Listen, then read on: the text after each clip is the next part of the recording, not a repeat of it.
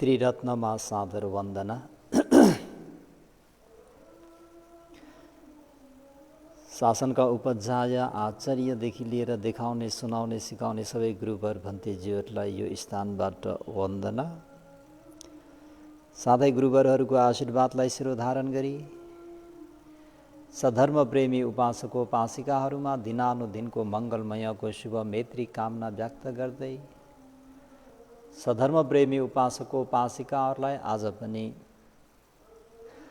असारे सारमती 9 आदि गरिएको धम्मपद अट्टकथाका धर्मरस र जीवनोपयोगी शिक्षाहरू धर्मोपहार दिन गइरहेको छु। सबैले उपदेशलाई राम्ररी सुन्न सकोस्, सुनेर बुझ्न सकोस्, बुझेर पनि आफ्नो व्यावहारिक जीवनमा उतारेर मनुष्य जीवनको खूब लाभ उठाउन सकोस् भन्ने मङ्गल मैत्रीलाई अगाडि सारी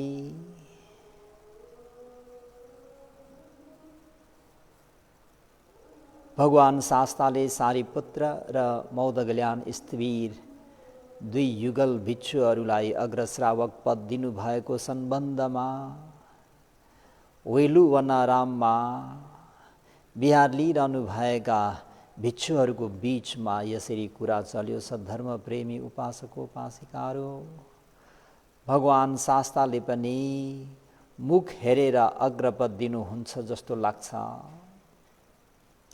किनभने सारीपुत्र र मौदगल्यान प्रवजित हुनुभन्दा आगावै प्रवजित भएका भिक्षुहरू यहाँ थुप्रै हुनुहुन्छ।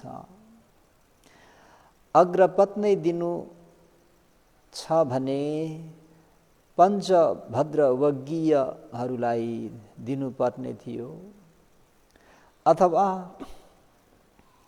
यशकुमार भिक्षु सहित वहाँका 54 जना भिक्षुहरूलाई दिनु पर्थ्यो, कि होइन भने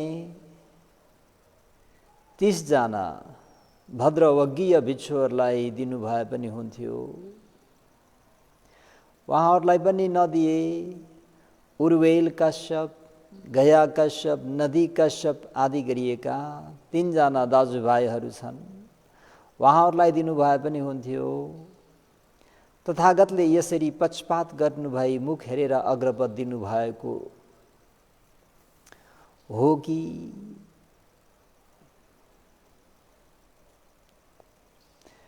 भगवान शास्ता पनि यसरी भिक्षुहरूको कुरा भइरहेको त्यो सभामा आउनुहुन्छ र बिछाइरहेको त्यो आसनमा विराजमान भई बक्सनुहुन्छ र देखौवे भिक्षुहरू, अहिले तिमीहरू आपसमा के कुरा गरिरहेका छौ भन्दा भिक्षुहरूले बिन्ती गर्छन्, भो भगवान शास्ता।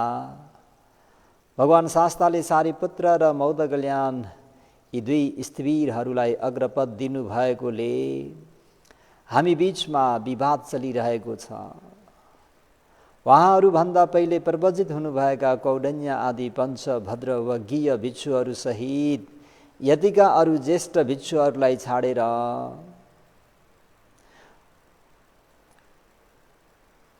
उहाँहरूलाई नै अग्रपद दिनुपर्ने कारण के हो? तथागतले उहाँहरूको मुख हेरेर अग्रपद दिनुभएको हो कि भन्ने शङ्का उपशङ्का हामीहरूमा उब्जिरहेको छ। भगवान शास्ता भन्दा तथागतले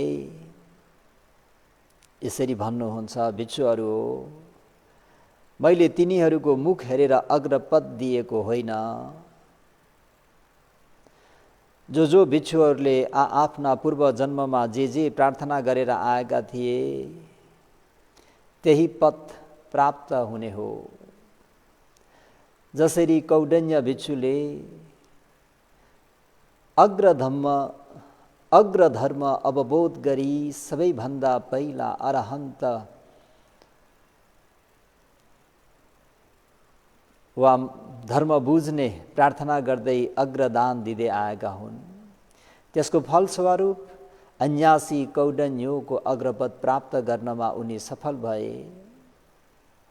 यस्तै अरू भिक्षुहरूको पनि पूर्व पारमिता अनुसार आफ्ना पद प्राप्त गर्नमा सफल भएका हुन्। तथागतले यसरी आज्ञा गर्नुभए। भगवान शास्ताको यो वचन सुनेर ती भिक्षुहरूले कौंडिन्य भन्देजीको विषयमा केही जानकारी पाए कल्याण हुने थियो भगवान शास्ता भनेर भगवान शास्तासँग बिन्ती गर्दा भगवान शास्ताले कौंडिन्य स्थिवीरको विषयमा लिएर उपदेश गर्नुहुन्छ। त यी कौंडिन्य कहाँका हुन्? कौंडिन्य कहिले प्रव्रजित भए र कौंडिन्यले कहिले ज्ञान प्राप्त गरे आदि विषय सार संक्षिप्तमा सवर्ण गरी हेरौँ। इतिहास कहिले उज्यालो त कहिले अँध्यारो देखिन्छ। 25 वर्ष अघि हाम्रै नेपाल अधिराज्यको तराई हाल लुम्बिनी अञ्चल अन्तर्गत तौली हावानिर शाक्य वंशीहरू थिए। अति उज्जवल तथा समृद्धशाली कपिलवस्तु भन्ने नगर थियो। त्यो नगरमा शाक्य वंशीय गौतम गोत्रका शुद्धोधन महाराजले राजधानीमै बसी राज्य शाक्य जनपदको राज्य सञ्चालन गर्नुहुन्थ्यो। हाल पनि कपिलवस्तुलाई कपिलवस्तु नै भनिन्छ। कसैले तिलौरा कोट पनि भन्छन्। कपिलवस्तुको समीपमा दोर्णवत्थु भन्ने एक ब्राह्मण गाउँ थियो। सद्धर्म प्रेमी उपासकोपासिकाहरू द्रोणवस्तु भन्ने ब्राह्मण गाउँ थियो। त्यस ब्राह्मण गाउँमा 80 कोटी धन हुने एक महाधनी ब्राह्मणको कुल थियो। सोही ब्राह्मण कुलमा यी भावी कौंडिन्य हुने व्यक्तिको जन्म भएको थियो। उनलाई नाम राख्दा गोत्रकै नामबाट कौंडिन्य भनी नामाकरण गरिएको थियो। ठुलो भएपछि उनले जुन गर्नुपर्ने सिक्नुपर्ने त्रिवेद मन्त्रहरू तथा ज्योतिष लक्षण शास्त्रहरू समेतमा उनी पारङ्गत भए। र साथै रोचक विषय के रहेछ त भन्दाखेरि कौंडिन्य स्थिवीरका भान्जा भनेका धर्मकथिक पूर्ण रहेछन्, जो कि भाइ आनन्दलाई सोतापन्न हुने गरी उपदेश गर्न सक्ने। उनकी बहिनीको नाम मन्त्राणी। मन्त्राणीका सुपुत्र पूर्ण। त कौंडिन्यका बहिनी मन्त्राणी र भान्जा पूर्ण। कौंडिन्य स्थिवीरले आफ्नो बहिनी कहाँ गएर पूर्णलाई बुद्ध शासनमा प्रव्रजित हुनको निम्ति अनुरोध गरेर प्रव्रजित गराएका रहेछन् आफ्नो भान्जालाई, जो कि पछि गएर भगवान शास्ताको शासनमा धर्मकथिकहरूमध्ये एतत् अग्र। सबैलाई अवगत छ, बोधिसत्वको जन्म हुँदाखेरि 8 जना ब्राह्मणहरूलाई डाकेर जुन मिष्टानहरू वस्त्रहरू दान गरेर उहाँहरूबाट भविष्यवाणी के छ भनेर हेराइएको थियो। ती हुन् राम, ध्वज, लक्ष्मण, मन्ती, भोज, सुयाम, सुदत र कौंडिन्य। यी 8 जना ब्राह्मणहरूमध्ये सबैजना कान्छा भनेका कौंडिन्य थिए। राजकुमारको बारेमा यी 8 जना ब्राह्मणले भविष्यवाणी गरेका थिए। ती 8 जना ब्राह्मणहरूमध्ये 7 जनाले 2 औँला ठाडो पारी यी लक्षणले युक्त भएका पुरुष गृहस्थमा बसेमा चक्रवर्ती राजा र गृह त्यागेमा बुद्ध हुनेछन् भनी व्याकरण गरेका थिए भनी सद्धर्म प्रेमी उपासकोपासिकाहरू।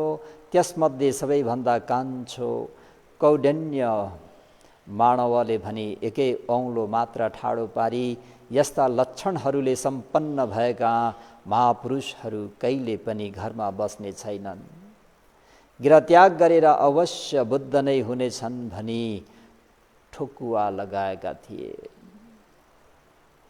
त्यसपछि आफ्नो घरमा फर्की आफ्नो छोराहरूलाई ती 7 जना वयोवृद्ध ब्राह्मणहरूले यस्तो पनि भनेका थिए, पुत्र हो, छोराहरू हो, हामीहरू वयोवृद्ध भइसकेका छौँ। सुधोधन महाराजको कुलमा पुत्र रत्न सर्वज्ञ बुद्ध भएको हामीले देख्न पाउँछौँ वा पाउने छैनौँ भन्न सक्दैनौँ। राजकुमारले सर्वज्ञता प्राप्त गरेपछि तिमीहरू वहाँ कहाँ गई प्रव्रजित हुनु है भनेर आफ्ना सुपुत्रहरूलाई उहाँहरूले यसरी चाहिँ अर्थी उपदेश दिएका थिए। नभन्दै सिद्धार्थ राजकुमारले महाविनिष्क्रमण गर्नुभन्दा अगाडि नै ती वयोवृद्ध भएका ब्राह्मणहरू के भए? कर्म अनुसार परलोक भए 7 जना। किन्तु सबैभन्दा कान्छा कौडन्य मानव भने सिद्धार्थ कुमारकै प्रव्रजको प्रतीक्षामा निरोगतापूर्वक घरमै बसिरहेका थिए। सबैलाई अवगत छ 16 वर्षको उमेर हुँदाखेरि यशोधरा देवीसँग विवाह सम्पन्न भयो। 13 वर्ष राज्यसुख भोग गरेर 29 वर्षको युवा अवस्थामा महाविनिष्क्रमण गर्नुभयो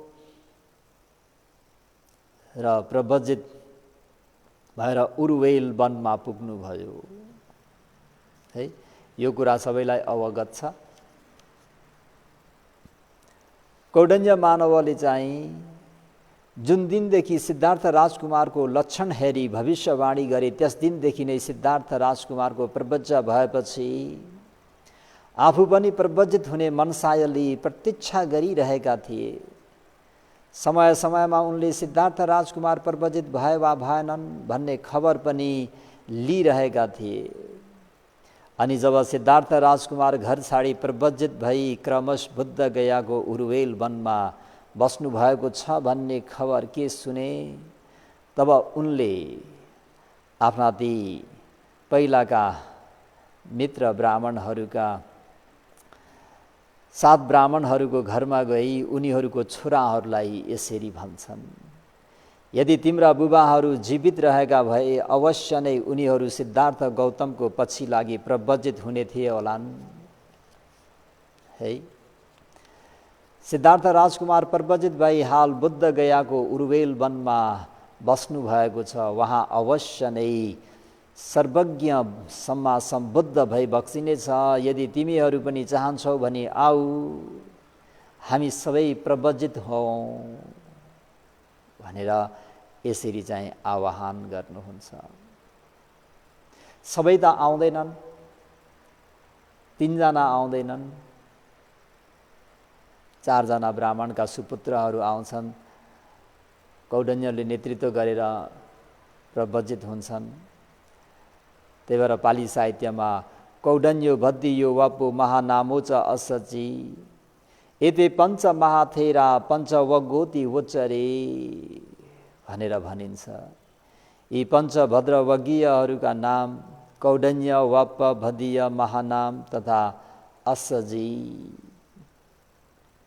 बोधिसत्व प्रव्रजित भइसकेपछि आफू पनि प्रव्रजित भएको कुरा स्वयं कौडन्य स्थिविरले आफ्नो अपादान कौडन्य अपादान पालीमा उल्लेख गर्नुभएको छ। बोधिसत्वले निष्क्रमण गरेपछि मैले पनि निष्क्रमण गरेँ र प्रव्रजित भए। क्लेशहरूलाई भस्म पार्नको निम्ति मैले राम्ररी वीर्य पराक्रम गरेँ भनेर यसरी उल्लेख गर्नुभएको छ।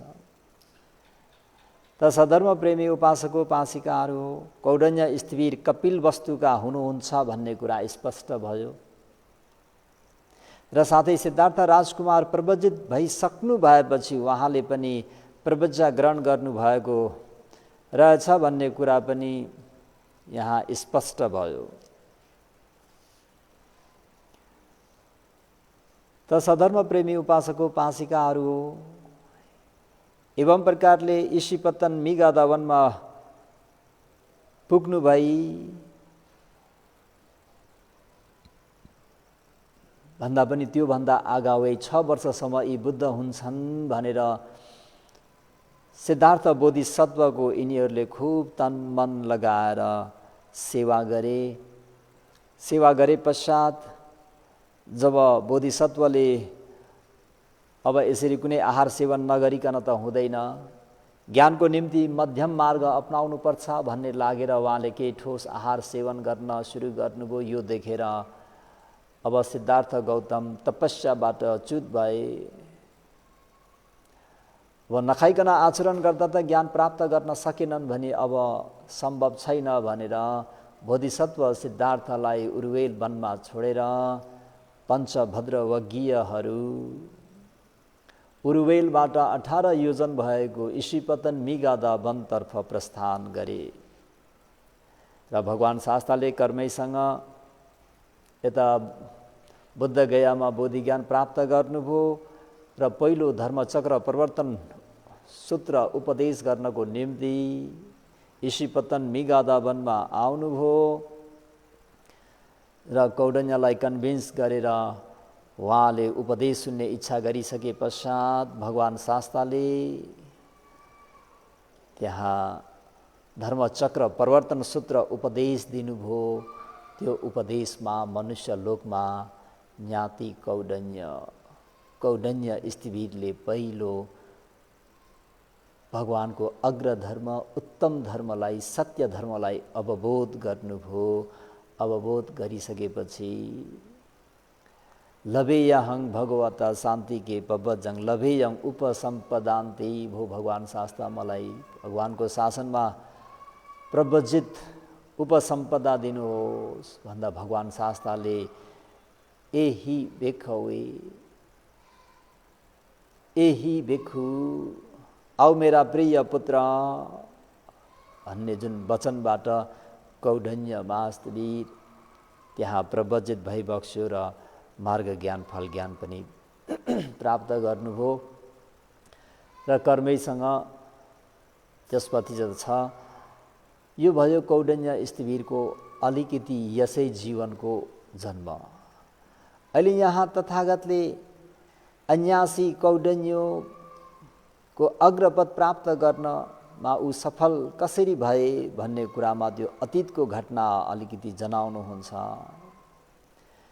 भिखवे इतो एक नउति कप्पे विपस्सी नाम भगवा लोके उदपाते।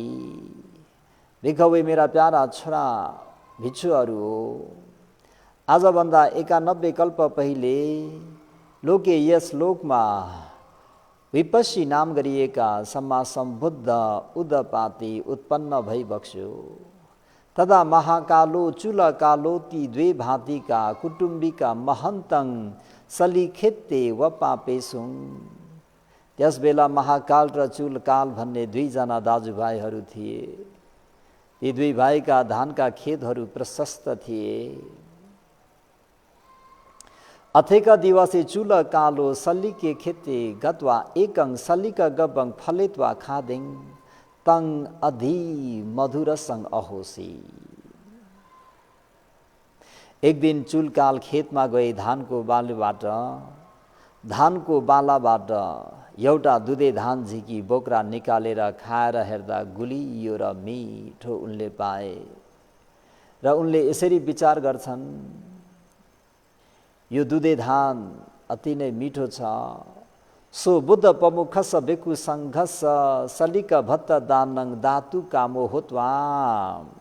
ओहो, यो अति स्वादिलो मिठो गुलियो भएको यो जुन दुधे धान छोडाएर पानी नभएको दुधमा राखी पकाएर दान गर्नु पा भिक्षुसँगलाई भनेर दाजु समक्ष जान्छन्। दाजु समक्ष गएर आफ्नो दाजु कहाँ गएर उनले यसरी निवेदन गर्छन्, दाजु यो खेतमा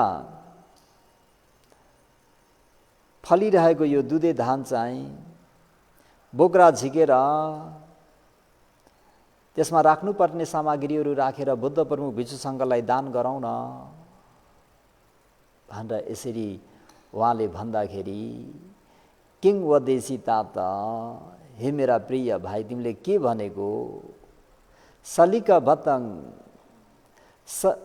सालिगबङ फलित्वा दानङ नाम नेवा अतीते भूतपूर्वम न अनागतेपि भविष्यति। के कुरा गरेको भाइ? दुधे धान छोडाएर दान दिने भन्ने कुरा न पहिले कहिले भएको थियो न पछि नै हुनेछ। तिमीले यस्तो नचाहिँदो कुरा नगर न। मा सत्सङ नासयिति, तिमीले यस्तो नचाहिँदो कुरा गरेर त्यो धानको बालाहरू मास्ने काम बिगार्ने काम नगर भन्दाखेरि भाइ हुने चुलकालले बार बार आग्रह गर्छन्। यसरी बार बार आग्रह गर्दाखेरि दाजु हुने चाहिँ व्यक्तिसँग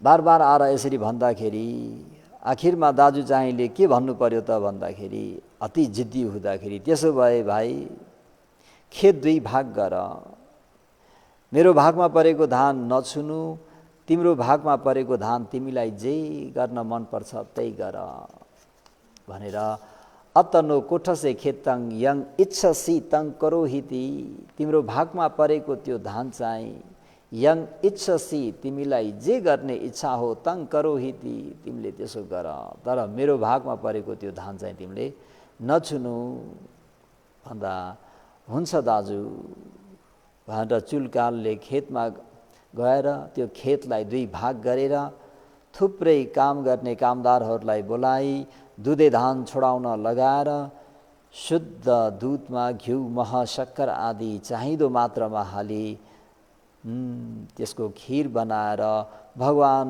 विपस्सी बुद्ध भगवान प्रमुख भिक्षु सङ्घहरूलाई बोलाएर श्रद्धापूर्वक त्यो खीर भोजन दान गर्नुहुन्छ। भोजन कार्य समाप्त भएपछि तथागतसँग चुलकालले यसरी प्रार्थना गर्छन्, सधर्म प्रेमी उपासक उपासिकाहरू हो, इदं भन्ते मम अग्ग दानङ अग्ग धम्मस सब्ब पठमङ पटि वेधाय संवत्तुते संवत्तुते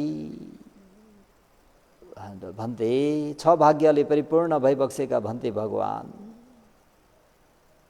मम अग्रदानङ यो जुन मेरो अग्रदान हो, यो अग्रदान गरेको कुशल पुण्यको प्रभावले अग्ग धम्मस अग्र धर्मलाई उत्तम धर्मलाई सब्ब पठमम सबैभन्दा पहिलो पटि वोधाय अवबोध गर्ने हेतु बनोस्, उनको प्रार्थना। इदं भन्ते मम अग्ग दानङ अग्ग धम्मस सब्ब पठमङ पटि वेधाय संवत्तुते आह भन्दै यो मेरो अग्रदानको पुण्यको प्रभावले अग्र धर्मलाई सत्य धर्मलाई सबैभन्दा पहिलो अवबोध गर्ने हेतु बनोस् भन्दा विपस्सी सम्मा सम्बुद्धले पनि एवं होतु ती अनुमोदमकासी, वहाँ भगवान शास्ताले भविष्यको विचार गर्नुभई, उसको त्यस्तो क्षमता देख्नुभई त्यसलाई अनुमोदन गरिदिनुहुन्छ। तिमीले कुनै बुद्धको पालामा अथवा गौतम सम्मा सम्बुद्धको पालामा तिमी अन्यासी कौडन्य हुनेछौ।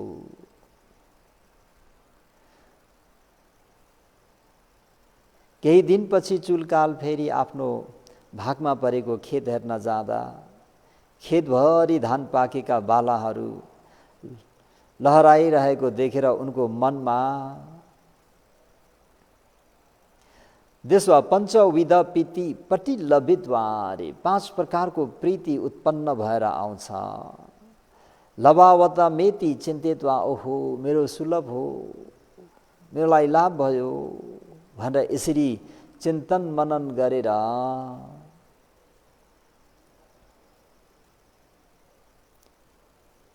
अनि उनले के गर्छन् त भन्दाखेरि त्यो 9 पटकसम्म दान गर्छन्।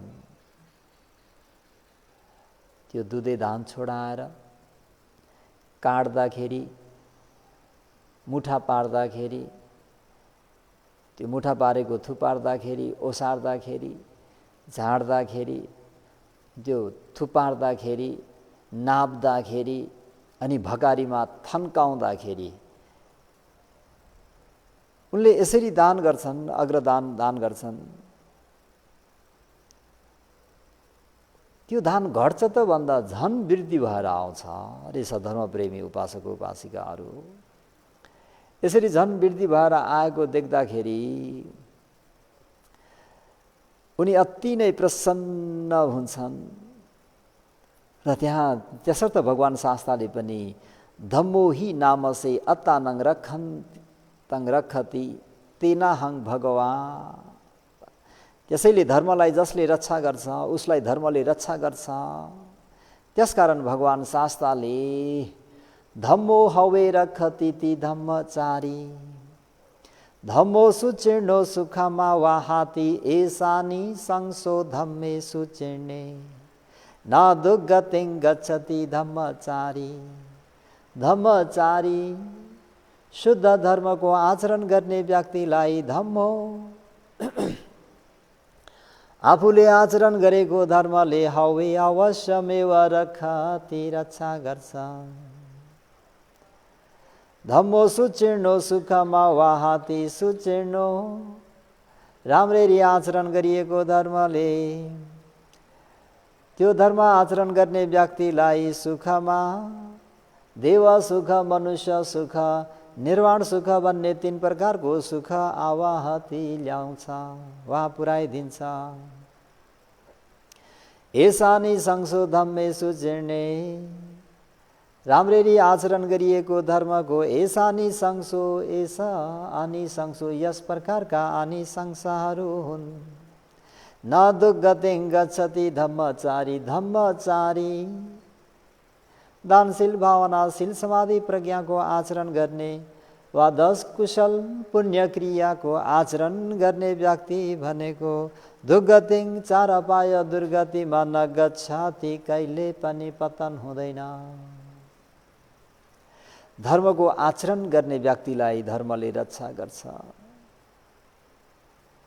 धर्मानुसार राम्ररी आचरण गर्ने व्यक्तिलाई जहाँ गए तापनि देव सुख, मनुष्य सुख, निर्वाण सुख प्राप्त हुन्छ। धर्मचारण वा धर्मचारीहरू कहिले पनि दुर्गतिमा पतन हुँदैनन्। धर्मको आचरण गरेमा यस्ता फलहरू प्राप्त हुन्छन्। यसरी कौडन्य भिक्षुले सर्वप्रथम अग्र धर्मलाई साक्षात्कार गर्नको निम्ति विपस्सी तथागतको समयदेखि अग्रदान दिँदै प्रार्थना गर्दै आइरहेका हुन् भनेर भगवान शास्त्रले एवमेष विपस्सी सम्मा सम्बुद्ध काले अग्ग धम्मं पठमं पटि विजितुं पथेन्तो नवबारे अग्ग दानादिनी अदासी।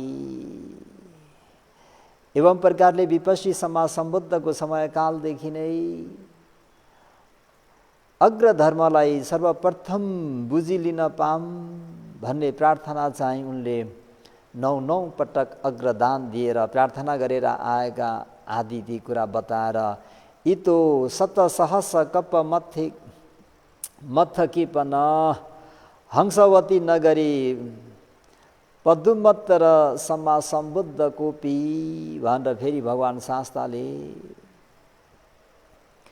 आजभन्दा 1 लाख कल्प पहिले हंसवती नगरमा पदुमत्तर तथागतलाई 7 दिनसम्म महान दान गरी।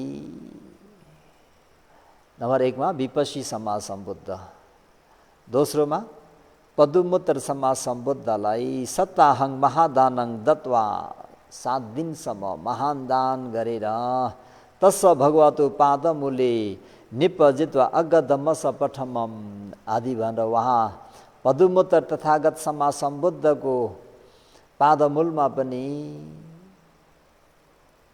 यही नै अग्र धर्मलाई साक्षात्कार गर्ने प्रार्थना गरेर आएका हुन्। यस प्रकार बार बार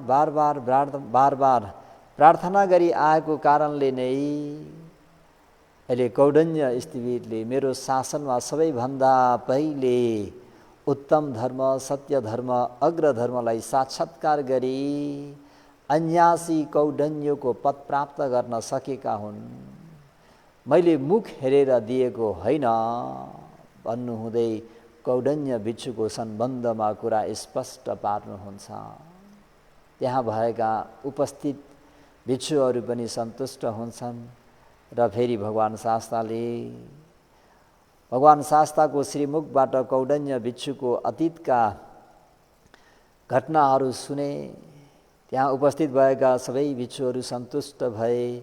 तथागतले उनीहरूलाई फेरि अन्यासी कौडन्यको अग्रपद दिनुभएकोमा साधुकार दिँदै साथै फेरि यश कुमार, भद्रवगीय, उरुवेल काश्यप आदिको पनि केही घटनाहरू, किन यश कुमारलाई किन त्यो अग्रश्रावकको पद दिन, भद्रवगीहरूलाई किन, उरुवेलहरूलाई किन, उनीहरूले के प्रार्थना गरेर आएका थिए भन्ने कुराहरू भन्दै फेरि सारिपुत्र र मौदगल्यान हुने व्यक्तिहरूले कसरी उनीहरूले अग्रपदको कति कल्पदेखि आगावै प्रार्थना गरेर पारमिता गुणधर्महरू पुरा गर्नुभएको थियो भन्ने कुराहरूलाई भगवान् शास्ताले सविस्तार व्याख्या गर्दै जानुहुन्छ।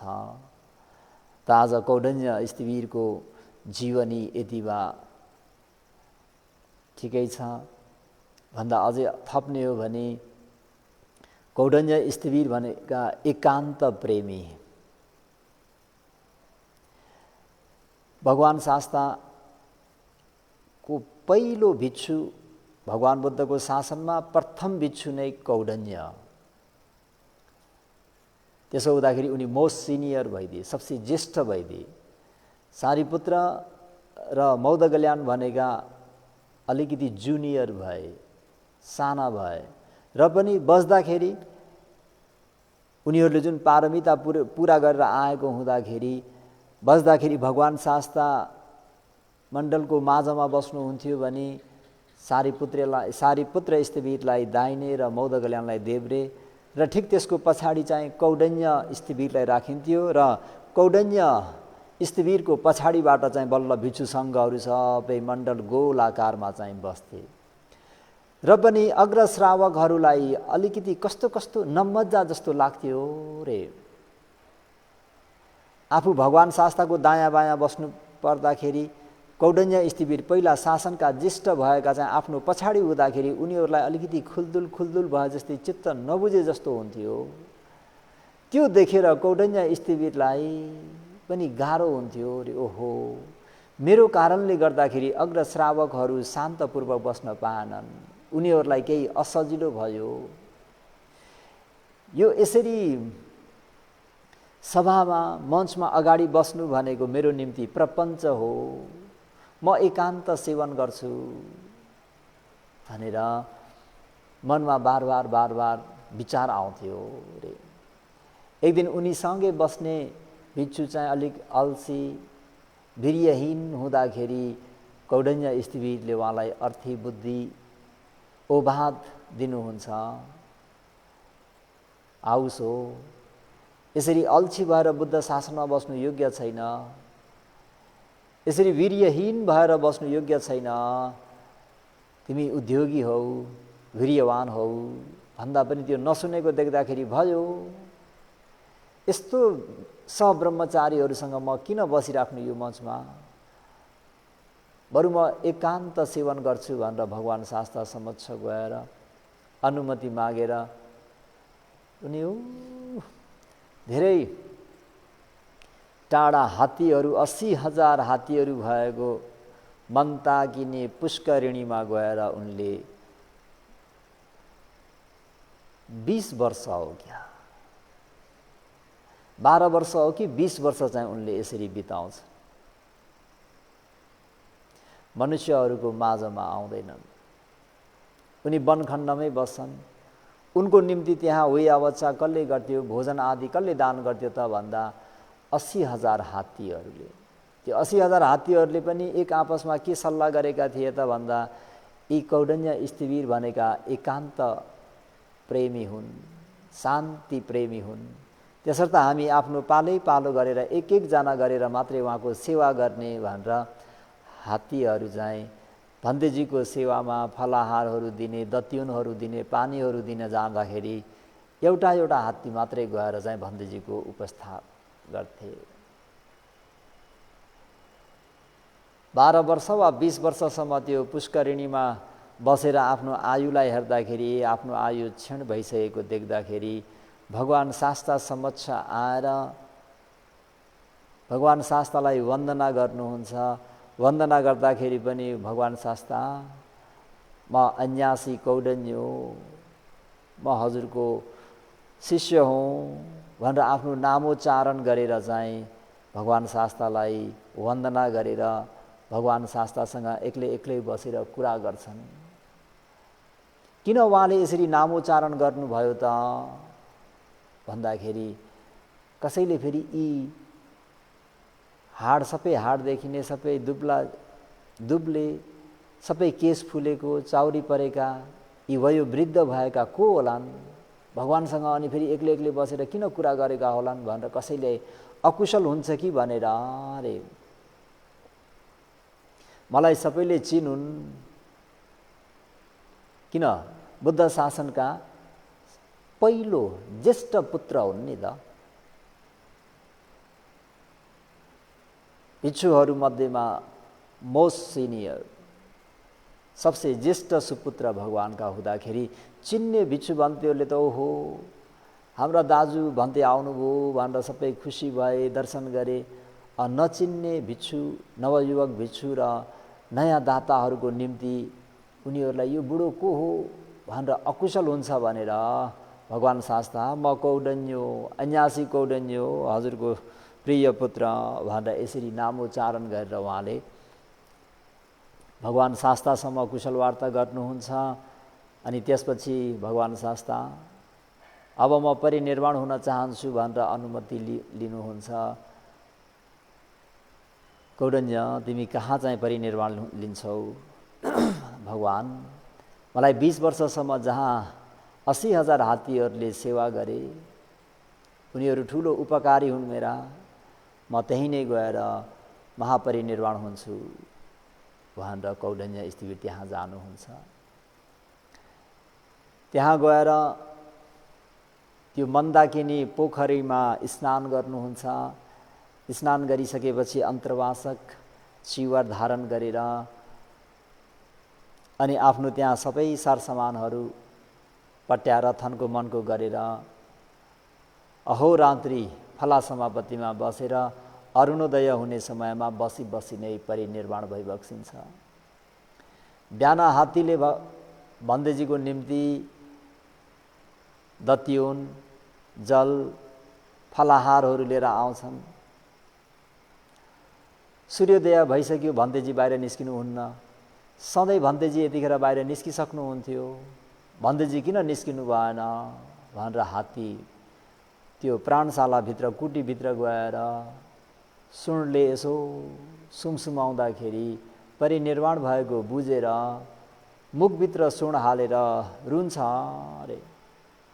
अनि त्यो हात्ती रुँदाखेरि अरू पनि सम्पूर्ण ती 80,000 हात्तीहरू पनि भेला हुन्छन्। भेला भएर त्यो हात्ती रुएको त्यो आवाजले जङ्गल नै गुन्जयमान हुन्छ। अनि ती 80,000 हात्ती मध्येका ठुला नाइके हात्तीको पिठमा स्थिवीरलाई राखेर सबैले अति राम्रो राम्रो फुलहरू टिपेर चाहिँ भन्देजीलाई त्यहाँ त्यो वनखण्डमा सबै परिक्रमा गराइदिन्छन्। त्यो हात्तीहरूले त्यसरी भन्देजीको पूजा गरेको शक्र देवेन्द्रले चाल पाएर शक्र देवेन्द्र पनि आफ्नो रिद्धि शक्तिले सबै देवताहरूलाई आवाहन गरेर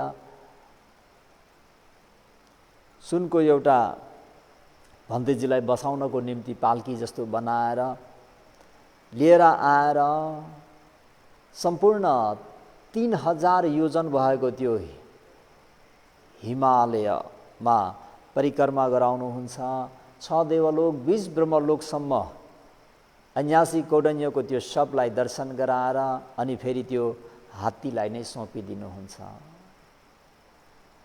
अनि प्रत्येक ती देवताहरूले आफ्नो रिद्धिले चन्दनको काठको चिता बनाइदिनुहुन्छ। 80 हातको चितामा उहाँलाई राख्नुहुन्छ। त्यस पश्चात फेरि 500 जना अरहन्त भन्तेजीहरू पनि आफ्नो रिद्धिले त्यो वनखण्डमा आउनुहुन्छ र अनि अग्नि संस्कार गरिन्छ।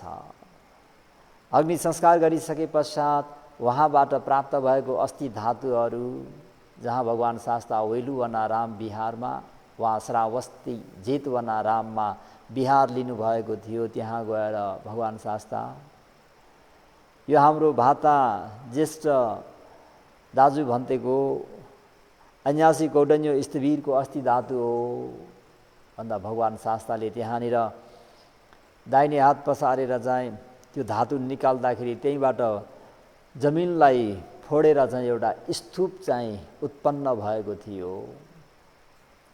त्यो स्तूपको नाम बुबुल्ल आदि गरिएको नाम थियो र अनि त्यो अस्थि धातुलाई त्यही नै निदान गरिन्छ। भगवान शास्ताले त्यहाँ निदान गरिदिनुहुन्छ। विशुद्धि मार्ग लेख्ने हाम्रो बुद्ध घोष आचार्य भन्तेजीले पनि उहाँ त इन्डियाको हुनुहुन्छ, पछि श्रीलङ्कामा गएर उहाँले यी पुस्तकहरू लेख्नुभयो। त उहाँले पनि आफ्नो त्यो किताबमा चाहिँ लेख्नु भएको छ कि बुद्ध घोष आचार्य भिक्षु हुँदाखेरि पनि त्यो स्तूपा चाहिँ भारतवर्षमा अथवा जेतवनमा अथवा वेलुवनाराममा चाहिँ त्यो स्तूपा थियो भनेर यसरी पुस्तकमा छ। त यसरी एकान्त प्रेमी, यसरी त्यो मन्दकिनी पुष्करिणी छदन्त वनमा यसरी सारा जीवन बिताउनु भयो। त कौडन्य स्थवीर चाहिँ बुद्ध शासनका अन्यासी कौडन्य सर्वप्रथम धर्म अवबोध गर्ने र पहिलो भिक्षु। साधु साधु साधु।